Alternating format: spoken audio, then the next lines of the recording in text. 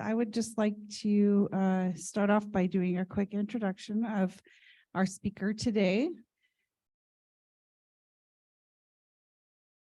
So Nanette Starr has over 15 years of experience in public and tribal health. Nanette has served on policy, systems, and environment projects with over 200 tribal nations across 5 states. Most recently, moving from Alaska, she continues to share her experiences with colleagues and advocate for tribal sovereignty and Indigenous knowledge. Welcome, Nanette. Thank you so much. I'm so glad to be here. So I wanted to get us started by first giving gratitude to Shoshone-Bannock tribal community and the leadership for hosting this event. My great-grandfather Gilbert worked for Shoshone-Bannock decades ago, and I grew up hearing stories of the area and the welcoming of people. I also had the pleasure of visiting and working with Shoshone-Bannock Tribal Health directly a few years ago when I was with the Portland Area Indian Health Board. So I love, even though I'm there virtually, I love the idea of being there. I would also like to acknowledge and be mindful of where I am standing now, virtually, obviously, and it's where I call home, and it's the land that I am on is in Northern California. It's in Chico. This area stands on the unceded lands that were originally occupied by the first people of the Vachupta, so a tribe of Maidu people. So I really just want to recognize their distinct spiritual relationship with this land, the flora, the fauna, waters, and the continued struggle to regain and maintain their sovereignty, culture, and place here. And I feel like that's part of that theme that we're carrying through this conference of connection to land. As Randy stated, my name is Nanette Starr. Halito. I'm a descendant from the Choctaw people of Oklahoma Nation, from the Radcliffes and Yandells, and from the Scottish Isles as well, from the McFadden clan, and the Gilberts are from Wales. I'm currently serving in the role of Health and Human Service Industry Specialist at Esri. It's a Geographic Information Systems company. I've been in this role for about 7 months. So I've used GIS for the past 16 years in many different places, including policy, strategic planning, and then also that public and tribal health. I also want to say Yakoke. It's my Choctaw word for you that means thank you for your time and listening as we move forward with this presentation. So I'd really like to share some of the ways we can use a geographic approach to solve some of our toughest environmental health challenges. The best way, of course, to share information is through story, right? It's the most interesting, it helps keep us engaged. So as we move through this presentation, I will discuss a geographic approach, a brief overview of GIS, which I'm sure many of you use because I have examples of some of your wonderful work in here. And then we'll get into the stories of that application through environmental health management. I'll briefly highlight tech that's used, so some people want to know more about the tech, and share those community examples. We'll also discuss environmental justice indices with a few examples and discussing the use and application of some of these indices. So let's move to how a geographic approach can be used with your environmental health work. First, when we talk about location data, considering an address or coordinates. And as we move forward with this presentation, consider the geographic location components of your work and those who your work serves. How is it currently being used? So this is a methodology. It's a framework for understanding. So taking this framework just a little bit further, we can problem solve with the geographic approach, which is actually why I love it. It is science-based. It relies on science and data to understand problems and reveal solutions or help tell more of that story in a concrete way. It's also that holistic and inclusive view, which allows all factors to be interconnected. So utilizing data types by what they have in common, which is location. It's also collaborative. So maps are a powerful foundation for communication and action. It's really a way to create that shared understanding, exploring alternatives like we've heard already this morning from other speakers, and finding those solutions. So GIS is a geographic information system, and you can use it with existing data and existing systems. I like to think of it as the ultimate tool for the geographic approach. GIS allows us to ask different questions and explore, which is one of the reasons why I love it so much. What exists at a location? Where are certain conditions satisfied? What has changed in a place over time? What spatial patterns exist? And what if this condition occurred at the said place? Where do variables interact? GIS integrates location data, the where things are, with all types of descriptive information, which is the what things are like there. So in health, specifically environmental health, GIS helps users understand patterns, relationships, and that geographic context. All of what we've heard about today. We know that place matters, and place can indicate life expectancy. So understanding place is paramount to protecting the health of our communities. And this is where we get to bring in some social determinants of health and addressing those challenges of inequities head on. This right here is, and I'll definitely be talking about this more toward the end of this presentation. I'm going to have some QR codes throughout here. This PDF of the presentation is on Whova, but this one right here will take you to, I believe it's the BLM website, but what I really wanted to share is all federally recognized tribes can get Esri software at no cost through the Department of Interior. Just totally confuse it. The Department of Interior's ELA with Esri, and that's through the Bureau of Indian Affairs. So I will provide more information for the end of this presentation that goes through some of the services and software that is included in there, so you know that this is already available for you. So moving into our environmental health management, we know our world is a complex ecosystem. Humans and their environment, risk from deadly chemicals, contaminated air, water, and soil. We heard examples about that today before lunch as well. A geographic approach to environmental health management improves operational efficiency. It helps us with regulatory compliance, which we know can be pretty complex at times. It helps us predict hazards, so with forecasting. And of course, environmental justice efforts to keep our communities safe and not repeat historical wrongs. So over the next few slides, I'll share brief stories of community examples using GIS in different aspects of environmental health and protection. And for those more interested in that tech, there'll be some examples of the tech as well. My hope really is that you can come away with some specific applications for using GIS, if you aren't already, to modernize workflows even further and improve that operational efficiency. So community examples. This is super fun. There's so many of them. So I'm going to just highlight a few. Santa Ana Pueblo. So they have environmental health under their Department of Natural Resources, and they're using GIS to help improve forest health, especially erosion control and bark stabilization. They're also managing and responding to brownfields as well, which is, we heard a little talk about that today. So there's definitely some software that can help. Mobile apps such as Field Maps, Quick Capture, and others can really be useful in managing these resources, as well as things like the GIS Hub, which is an easy to configure cloud platform for organizing data and people. So it can also include those tools. So it has opportunities for engagement and collaboration with all different folks. Kuskokwim, and hopefully they're here. Maybe there's someone from Alaska in the room or on the call. Nine villages share water there at the Kuskokwim River. Monitoring is occurring because they have been observed changes, and some from climate changes and old mines, as well as proposed development that can further negatively affect the rivers, which we also heard today. The rivers provide an option for affordable transportation. So the river, think of it as it's an area highway here in this area. In summer, people boat up and down to other villages and to Bethel. Subsistence is part of the cultural fabric as well, and it's vital for food security. When I lived in Alaska, that is how we would eat, through hunting, processing, and preparing for the winter. So very, very busy over the summer. A lot of places, including schools, would shut down, so that way we can do the subsistence and have the food that we needed moving into the long winters. Residents travel on the river to hunt moose and collect berries, and many residents use the river as a source of drinking water. So you can imagine how important this is.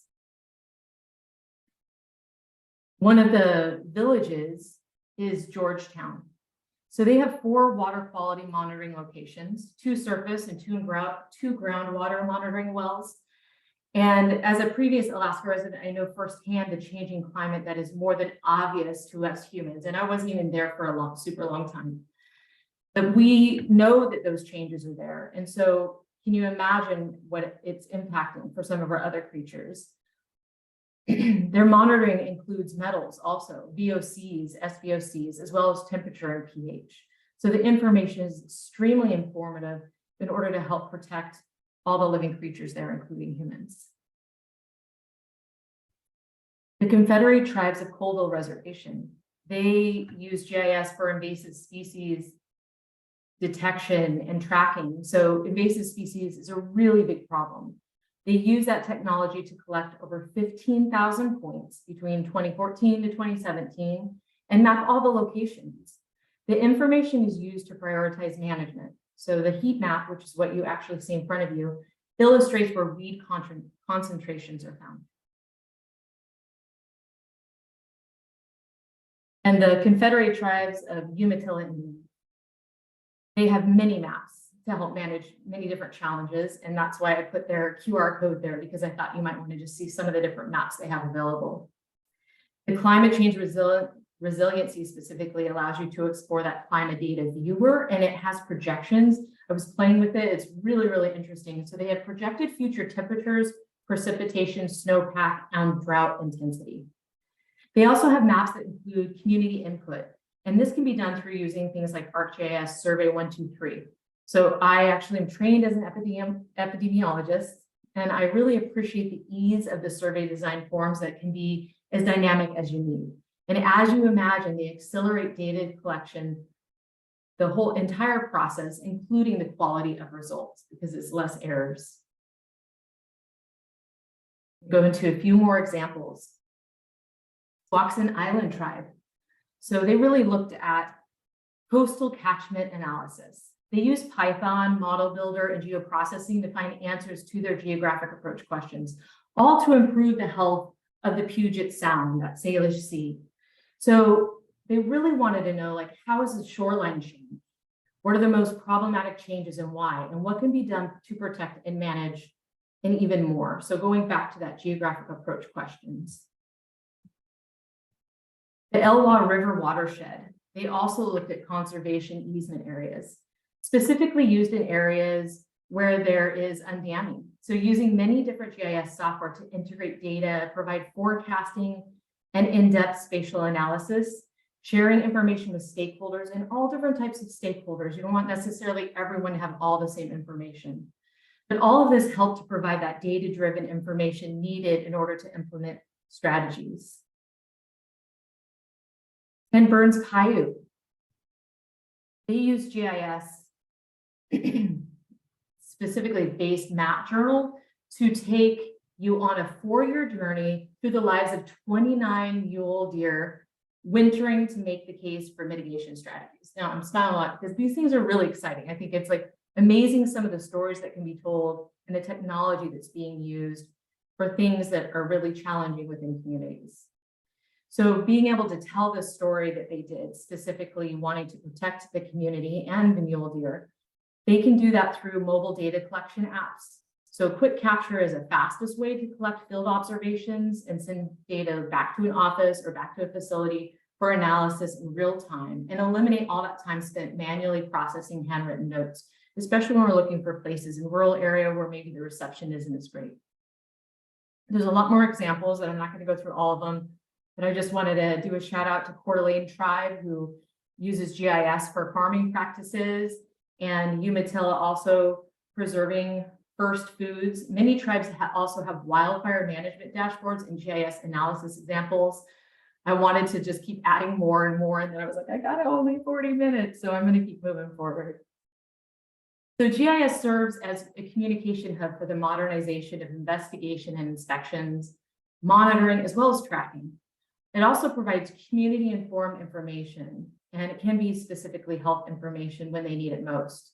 So through that, GIS, environmental health organizations can integrate data systems to prioritize workflows. I'm going to go through a few more examples, and then we'll slowly move our way to environmental justice. This example here I wanted to highlight, and these are non-tribal examples. The Kansas Department of Health and Environment, they used Experience Builder as a central location for over 10 data sets. So this is looking at data integration with these examples. Kansas dashboard, they specifically looked at air quality, and there's other variables that they have there, but I thought that one might be more interesting. And a few other key points. They're interactive and they're public facing. And it means that you can go to the website and choose the data you're interested in and get an immediate report. So feel free to check them out if you'd like. You can also pull reports by count by combining environmental health data with census demographics to produce customized profiles, which I really like the data visualization as well on this. A little bit more about that tech. So Experience Builder means that you can build web apps without writing code. So for those of us that, and you know who you are, that know enough to be dangerous with GIS and may still have a steep learning curve, it's really an amazing option. And it has many different templates to use that are already available. The County of San Luis Obispo. This is actually a story map. So it's like some previous story maps that I showed on the last two slides. You could see up at the top, those different sections. They're all tabular sections and there's different stories there. So they have water resource apps, regional data collection, watershed planning, public outreach and engagement, and then an interactive resource board. So that story maps that we've been looking a lot at is story authoring, and it's web-based application. So it allows you to share your maps in the context of narrative and with other multimedia content. It makes it really interesting for others. And this is the last example that I have here. This is rural Lorain County Water Authority out of Ohio. So the nature of their project was really looking at digital water meters. They wanted to eliminate thousands of paper-based work orders and prevented hours of costly and time-consuming data entry by personnel in multiple departments. So that's a pretty big task. The massive scale of their project necessitated a more efficient method of tracking the meter installations. So all these examples include some form of data integration. And what that really means is being able to stack layers containing different kinds of data and comparing them with each other based on where things are located. So back to geography.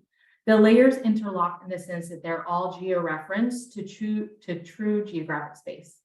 So I'll provide a few more examples and then we'll move on to environmental justice. Regardless if you're monitoring or tracking information to determine hazards such as solid waste, air pollution, lead, mosquitoes, and other vectors, you have spatial data. And that can be enhanced through mobile data collection, integrating and automating data systems for spatial analysis, leading to that quick action to protect the public. So the state of Florida, they map mosquito nuisance calls so that they can respond accordingly. And the state of Pennsylvania uses GIS technology to find lead in soil.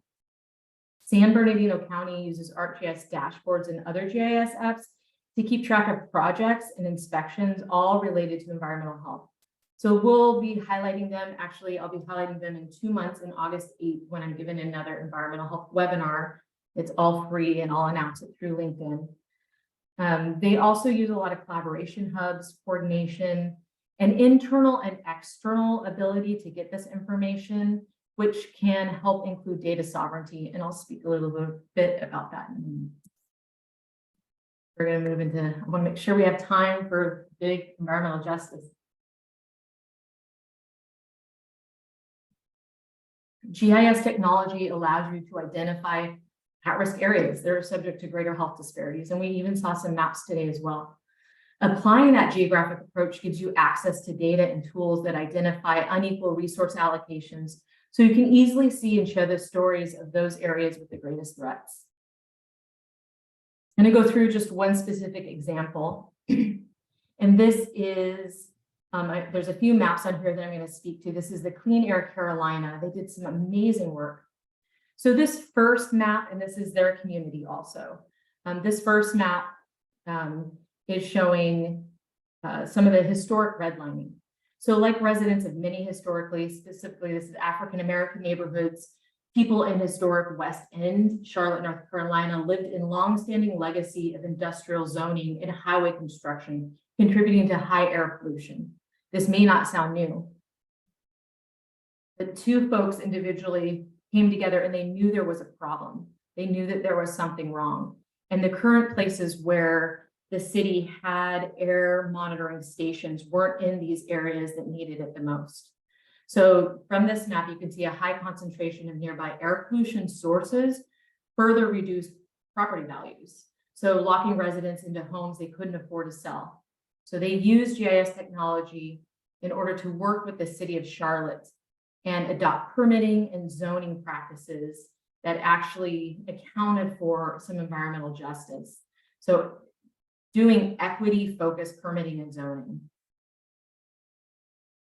The entire project did start with those 2 concerned citizens that ended up getting some attention drawn by using this. They actually used a story map in order to tell this story that got the attention of the mayor and a local nonprofit. And now they do have permanent air quality monitoring stations in those neighborhoods. So we're going to move on to the indice portion of the presentation. We all want to ensure that our work advances the prosperity, well-being, and fair access to opportunity for people within your reach. We also recognize that the right policies and investments implemented in the right places can reduce inequities. There's a complex or multifaceted problem that we need to solve. So indices can be a useful tool to help us quantify and understand the problems at hand and to better support the formation of potential solutions. We also know that for people working in data-driven sectors, like many of us here, we aim to make meaningful improvements in our communities. And at the crux of this, we begin by establishing promising practices around data ethics and data sovereignty in our work. The next thing we do to make sure an index is going to be helpful is engage subject matter experts. Subject matter experts are key stakeholders in this conversation. And there are folks who understand the historical and modern day factors that influence the problems at hand. So pulling in that lived experience is vital to ensuring that we always ground truth our work, including community members who live in a place most impacted. Our goal in all of this for our index is to help us understand where relative conditions may exist and to tell the story so history does not get repeated. And we do this by supporting better data-driven decisions with factors most relevant. Indices can provide an approachable and interpretable metric for subjects that are sometimes difficult to measure, such as environmental justice. So in our analysis, we first want to ensure that we're using data relevant to communities. This can mean using the correct granularity of data. So another key point that I can't emphasize enough is the importance of disaggregating data. Disaggregated data at the local level is crucial to this endeavor to achieve that equity in order to target solutions and address some of the structural and institutional barriers. And it can be a greater challenge when we're protecting with small numbers. I know this is a big issue and ensuring data sovereignty on top of it, but there are ways to work around this.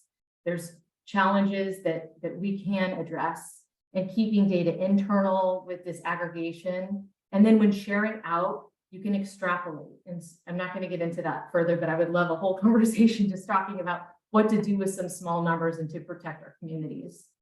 Survey tools like Survey 123 can be leveraged to collect new information from local communities or be used to connect to local systems. So this is the Tacoma Equity Index. So it's just an example. The goal of this index is to give a high-level view of 6 key focus areas within Tacoma. Across the top, you'll see those equity categories: equity, livability, accessibility. You can see the rest, I think, environmental health. We notice that they have begun to disaggregate their population's data on the right. There's a high-level race ethnicity breakdown to show what the population looks like. And once the users of this move to the program planning stage of using the tool, the next steps would be disaggregating by gender identity, specific ethnicities, economic factors, given that the data exists, of course, one of the big problems in the room. Another possible next step would be to change processes to collect more specific population data to allow disaggregation in the future. This will allow them to use principles of distributive justice and focus resources in the areas where impact can be greatest. So the term cumulative impact and cumulative burdens mean that we ensure that our data supports historical impacts to communities, because we know that historical policies affect present day outcomes. Policies impact people. Relative to the context of the target topic or population you want to analyze, ensure you include a range of data that adequately represents cumulative burdens and impact.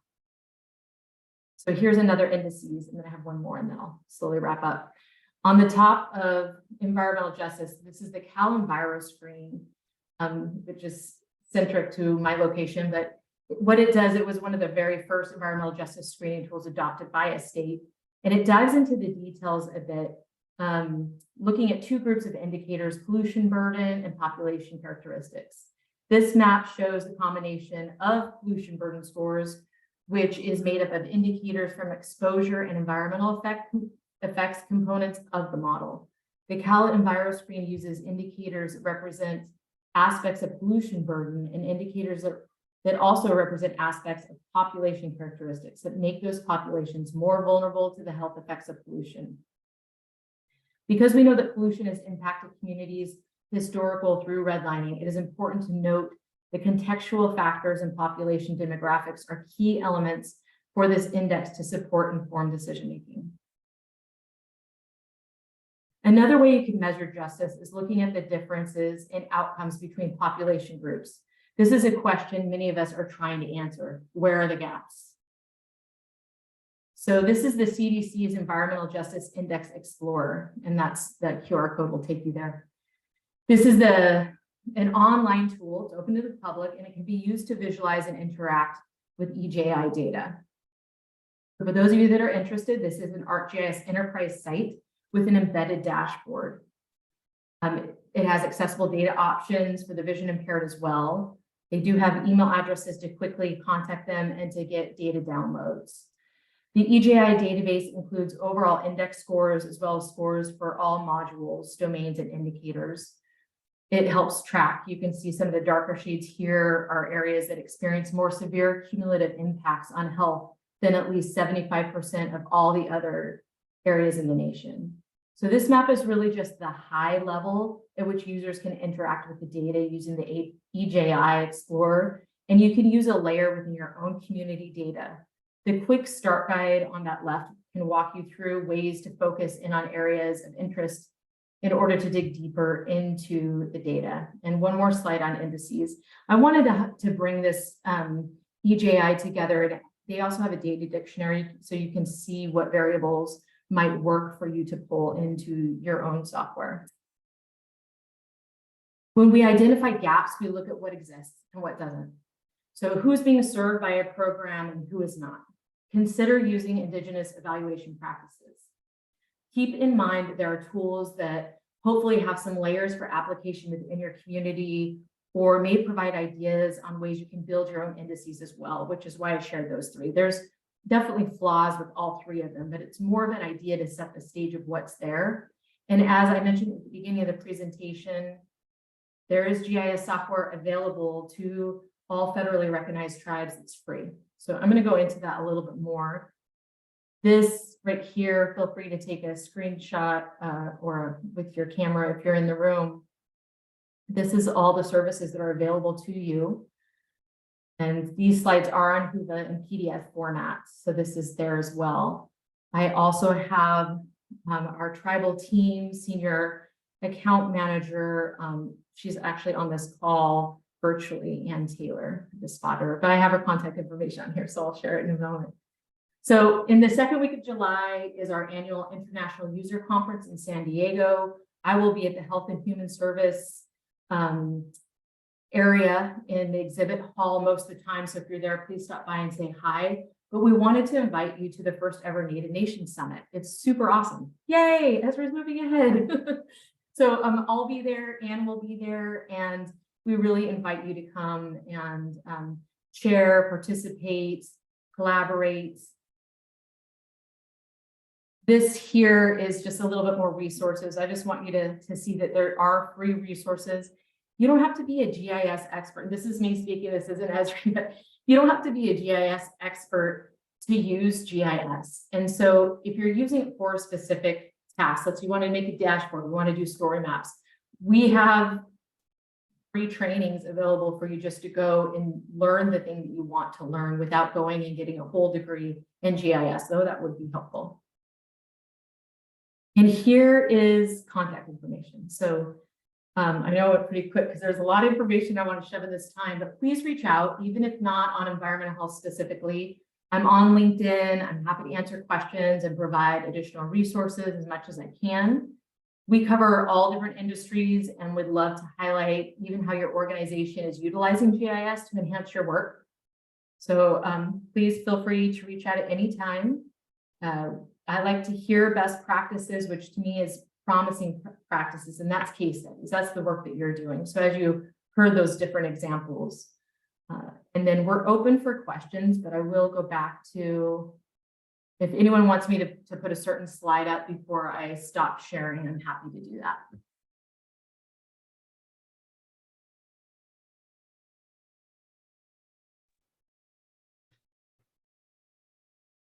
All right. You can look at the chat now. Yeah. So if anyone has any questions, oh, we have a raised hand. Anne, you, let's see here. Go ahead and give you the ability to unmute yourself. Anne, you raised your hand. Did you have a question?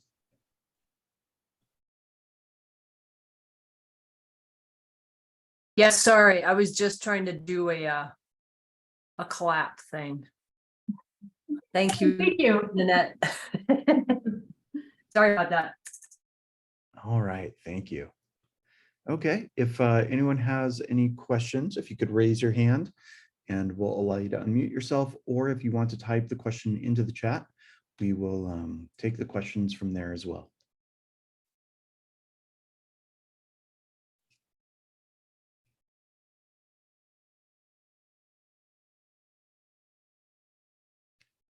There are no questions in the room. Thank you, Nanette. You're welcome. Thank you. Thank you for this time, and thank you all for listening. All right. Do we have any questions from the virtual attendees?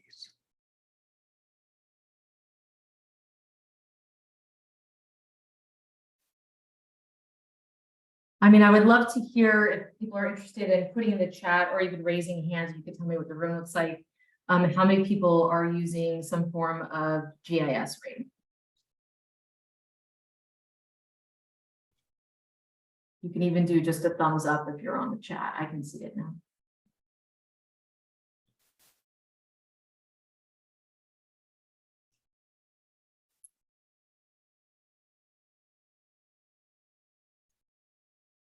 Is anyone raising their hands in the room? No one's raised their hand just No yet. one's using it? Oh, in the room. I apologize. Rob, anyone in the room raising their hand? No one in the room raised their hand, and everyone has left at this point. Okay. So we're ready to change the room over. Thank you Sure. again, Nanette. You're welcome. Thank you.